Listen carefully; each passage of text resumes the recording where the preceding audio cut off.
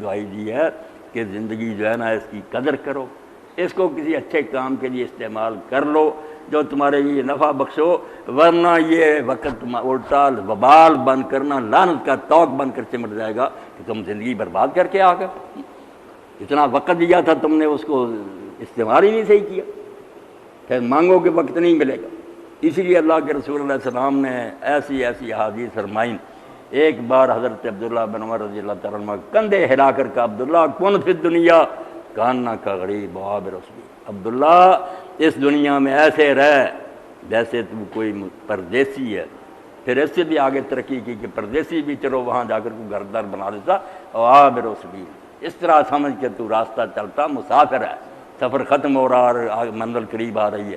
تو اس کا نتیجہ یہ نکلا کہ خود حضرت عبداللہ بن عمر رضی اللہ عنہ پھر یہ کہتے تھے لوگوں کو کہ اذا اصبحت فلا تنتظر الصبح، جب صبح ہو تو شام کا انتظار نہ کیا کرو، واذا امسیت فلا تنتظر الصبح، شام ہو تو صبح کا انتظار نہ کرو، کر جو کرنا وَعُدَّ نَفْسَكَ مِنْ أَصْحَابِ الْقُبُورِ، اپنے آپ کو مردوں میں شمار کیا کرو کہ میرا نام زندوں سے کٹ گیا ہے،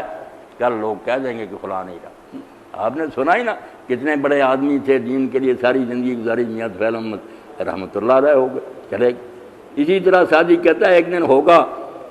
خیر کنے فلان و غنیمت شمار عمر، عمر کو غنیمت سمجھ اور کچھ نیک کام کر لے، زاں پیش تر کے بانگ برائے فلاں اما، ورنہ یہ اعلان تو ہو ہی جائے گا کہ فلاں نہیں رہا دنیا،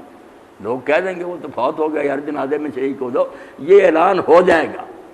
اس سے پہلے پہلے کچھ کر لے۔ اور اسی لیے سادی رحمۃ اللہ نے کہا یہ ہمارے ساتھ جو دل لگا ہے اس طرح ٹھک ٹھک ہی چلتا ہے، آواز مطلب یہ ہے، مگر وہ کہتے ہیں بانگ تبلت نمی کنت بیدار، ایک ڈھول ساتھ ہی بج رہا ہے مگر اس کی آواز تجھے جگاتی ہی نہیں، تو سویا ہوا غفلت میں، بانگ تبلت نمی کنت بیدار، اے کہ تو مردہ یا درخواب، تو مر گیا ہے یا نیند اتنی گہری کہ تو اس کی آواز نہیں سنتا، یہ ٹھک ٹھک تو بتا رہی ہے کہ تیرے ساتھ ختم ہو رہا ہے، لمحے ختم ہو رہا ہے۔ اور ایسے ایسے طریقے کہ بالکل عبرت کی باتیں، وَكَمْ مِنْ عَرُوسٍ زَيَّنُوهَا لِزَوْجِهَا، کہتا ہے کتنی دلہنیں ہیں جن کو لوگ سنوار رہے ہیں کہ خاوند کے گھر بھیجنا ہے، وَقَدْ قُبِضَتْ أَرْوَاحُهُمْ لَيْلَةَ الْقَدْرِ، حالانکہ شب قدر میں ان کی روحیں قبض ہونے کا حکم ہو چکا، اللہ نے لکھ دیا کہ اس رات ان کو اس سال ختم کر دینا،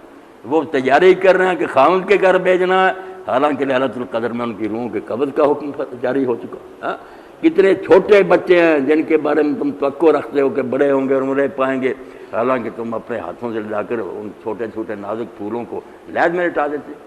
مگر جب آنکھوں پر پردہ پڑ جائے، جس کو اللہ کہتا ہے کہ لوگوں کی آنکھیں نہیں اندھی ہوتی، ان کے دل اندھے ہو جاتے، یہ دل اندر سے اندھا ہو جاتا، سب کچھ دیکھتے ہوتے ہوئے بھی کچھ نہیں دیکھتے۔